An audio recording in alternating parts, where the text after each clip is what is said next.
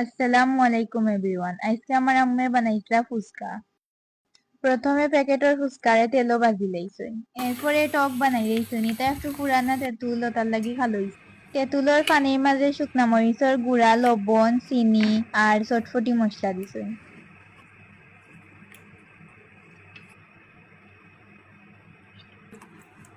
কাঁচামরিচ, ধনিয়া পাতা আর সামান্য পেঁয়াজ দিছই।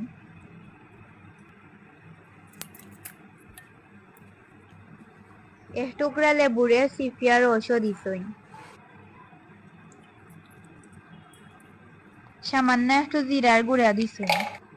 এখন সবটা মিশাই লইছই বালা করি। কয়েকটা সিদ্ধ আলুরে গালিয়া লগে সিদ্ধ মটরও দিছই।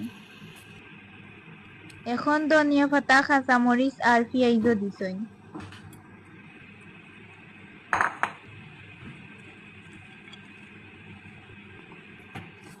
লবণ আর আরো একটু চটফটি মশলা ওটা দিয়া মাখাই লইছই।